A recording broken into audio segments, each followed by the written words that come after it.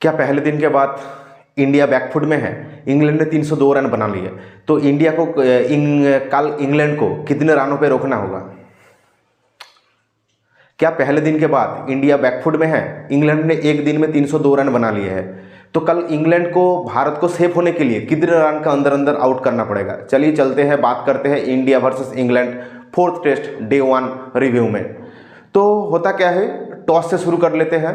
Toss में सुबह 9 बजे टॉस होता है। टॉस में आज इंग्लैंड ने टॉस जीतता है। इंग्लैंड ने टॉस जीत के क्या किया?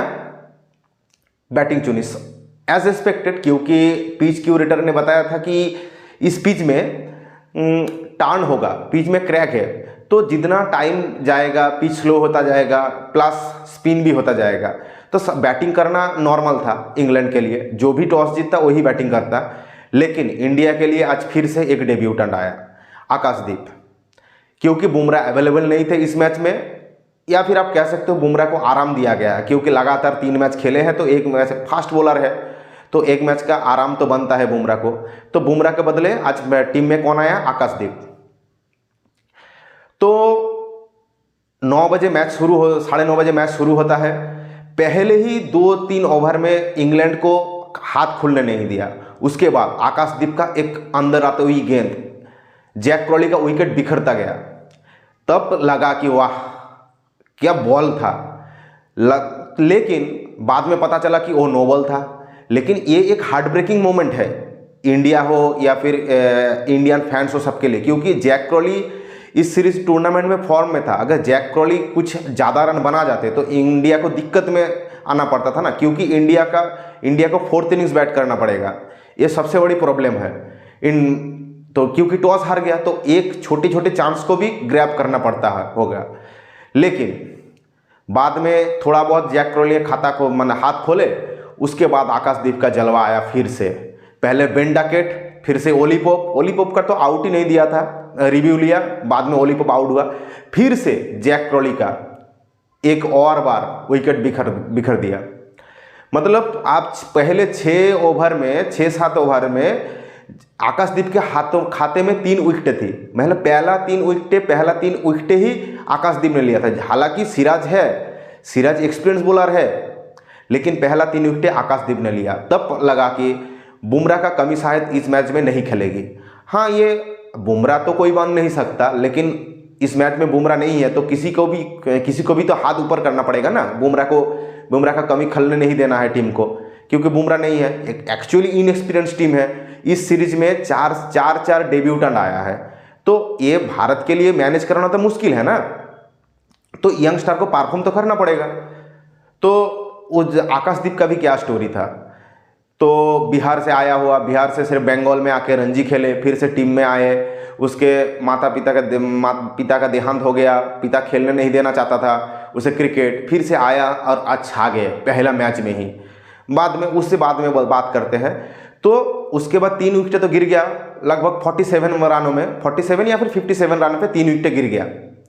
उसके बाद जॉनी बेयरस्टो है। जॉनी बेयरस्टो ने कुछ देर तक मतलब आड़ा तिरछा शॉट तो लगाया, बाद में वो भी अश्विन के गेंद पे चलते बने, स्वीप करने गया था, आउट हो गया। और ये इंग्लैंड की बैटर का एक दिक्कत रहा है इस सीरीज में, बैट्समैन स्वीप करते हुए बहुत ज़्यादा आउट हो रहा है। उसके बाद स्टोक आया, थोड़ा सा ज़्यादा का बॉल टर्न हुआ, मतलब पूरा प्लम्प कह सकते हो, विकेट सामने पाया गया। तो 5 विकेट लॉन्च तक 112 रन पे 5 विकेट गिर गया इंग्लैंड का। तब तो लगा कि शायद 170-80 पे इंग्लैंड ऑल आउट हो जाएगा, लेकिन तब इस सीरीज में बिल्कुल नहीं चलने वाला जो रूट ने आज मोर्चा संभाला। आज जो रूट ने फिर से साबित किया कि वो उसका 11,000 रन क्यों है, उसे इतना बड़ा प्लेयर टेस्ट क्रिकेट में क्यों माना जाता है। जब मुसीबत का सिचुएशन आया तो जो रूट उधर खड़े रहे, सेंचुरी बनाया, उसके साथ दिया बेन फोक्स आप कह सकते हो अच्छा विकेट कीपर बैटर है। विकेट कीपिंग टेस्ट क्रिकेट में विकेट कीपिंग भी अच्छा कर लेते हैं और बैटिंग भी ठीक ठाक ही कर लेते हैं। ठीक ठाक बैटिंग हो रहा था, अच्छा मुश्किल समय बिताया था, लेकिन लॉन्च में कोई विकेट नहीं गिरा। जो कि बैच बॉल की बात करते रहते थे, लेकिन इस बार बैच बॉल भी नहीं चला। तो लॉन्च में प्राय 2.46 के रन रेट से रन बनाया, जो कि बैच बॉल के बिल्कुल खिलाफ है। तो फिर भी लॉन्च के बाद मतलब सेकंड सेशन में एक भी विकेट नहीं दिया इंग्लैंड ने। बाद में थर्ड सेशन में आते आते पहले तो बेन फोक्स ने सोचा कि थोड़ी हाथ खोल लेते हैं, अश्विन को एक ओवर में अच्छा खासा धुलाई किया। उसके बाद में सिराज आया, सिराज ने पूरा प्लान करके फंसाया है। शॉर्ट मिड विकेट पे फील्डर रखा, पैरों पे गेंद था, फ्लिक करने गया, सीधा जडेजा के हाथों में कैच थमा बैठे। बस उसके बाद टॉम हार्टली आए। टॉम हार्टली का जो बॉल था ना, पुरानों गेंदों पे सिराज तो मतलब अपना जलवायु बिखरता है, बोल्ड कर दिया टॉम हार्टली को। उसके बाद ओली रॉबिन्सन आया, फिर भी लगा कि शायद 280 के अंदर ऑल आउट हो जाएगा, लेकिन ओली रॉबिन्सन और जो रूट के बीच फिर से एक साझेदारी हुआ। एक आउट था जडेजा के गेंदों पे, लेकिन रिव्यू नहीं था, विकेट नहीं गिरा।